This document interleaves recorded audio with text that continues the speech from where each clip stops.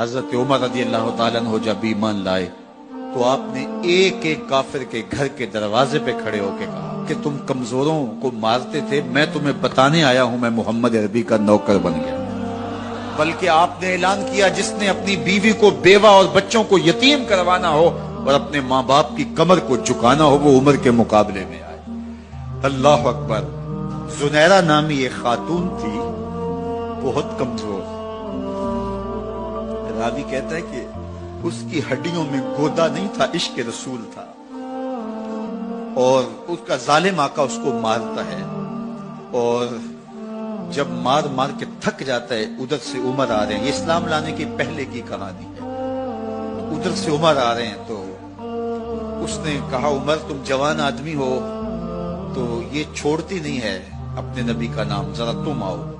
تو عمر کوڑا پکڑ لیتے اسے مارتے مارتے تھک جاتے ہیں تو پانی پینے لگتے ہیں، تو کہتے ہیں مجھے تیرے پہ ترس نہیں آیا لیکن میں ذرا پانی پینے لگا، اور پھر گلے کے اندر ڈال کر کے کوڑا اور اس کی رسی کو بل دیتے ہیں اور اس کی آنکھیں باہر نکل آتی ہیں اور کہتے ہیں بلا اپنے نبی کو جو تیری آنکھوں کی بینائی واپس کرے۔ اللہ اکبر۔ تو اس نے آسمان کی طرف منہ کر کے کہا مالک میں کبھی بھی آنکھوں کی بینائی نہ مانگتی لیکن اب تیرے نبی کی عزت کا سوال ہے۔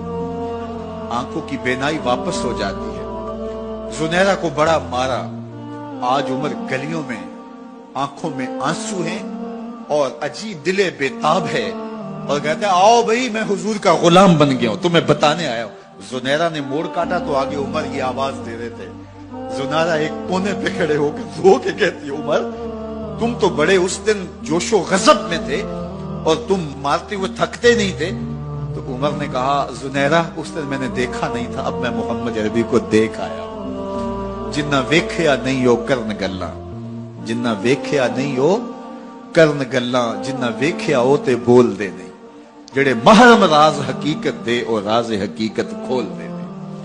تو حضرت عمر رضی اللہ تعالیٰ عنہ ایمان لائے۔ حضرت عبداللہ ابن مسعود رضی اللہ تعالیٰ عنہ فرماتے ہیں کہ حضرت عمر کا ایمان لانا مسلمانوں کے لیے عزت کا سبب تھا، ان کا ہجرت کرنا مسلمانوں کی نصرت تھی اور ان کی خلافت مسلمانوں کے لیے رحمت تھی۔ حضرت عمر رضی اللہ تعالی عنہ وہ ہیں کہ میرے حضور نے فرمایا لوگوں جب نیک لوگوں کا ذکر کرو تو میرے عمر کا تذکرہ ضرور کیا کرو۔ میرا عمر وہ ہے کہ جب وہ ایک سمت سے آ رہا ہو، ایک گلی اور بازار سے آ رہا ہو تو شیطان بھی آ رہا ہو عمر کو دیکھ کے راستہ تبدیل کر دیتا ہے۔ حضرت عمر رضی اللہ تعالی عنہ کی طبیعت کے اندر جو جاہ و جلال تھا، طبیعت کے اندر جو سختی تھی وہ اسلام کے اندر آ کر بھی قائم رہی، اور آپ نے وہی سختی وہی جاہ و جلال جو پہلے مسلمانوں کے خلاف تھا اب کفار کے خلاف منافقین کے خلاف حضرت عمر کی طبیعت کے اندر وہ جوش و خروش بدستور موجود رہا۔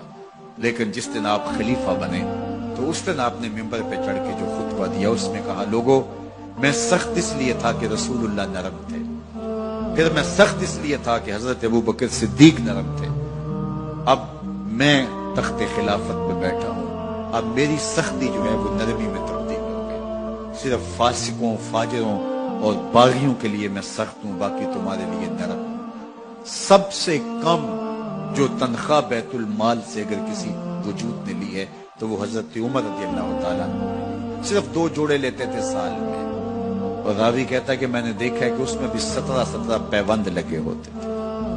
حضرت عمر رضی اللہ تعالیٰ عنہ کا طرز زندگی، آپ کا انداز معاشرت اور آپ کا انداز خلافت، ہر لمحہ آپ کی زندگی کا اٹھا کے دیکھیے کتنی مرتبہ قرآن حضرت عمر کی رائے کے مطابق نازل ہوا ہے۔ اللہ تعالیٰ جل شانہ نے ان کو صاحب الہام بنایا تھا۔ ہر امت میں کوئی صاحب الہام ہوتا ہے، حضور کی امت کا صاحب الہام حضرت عمر رضی اللہ تعالیٰ، اور آقا کریم نے انہیں اپنا وزیر قرار دیا۔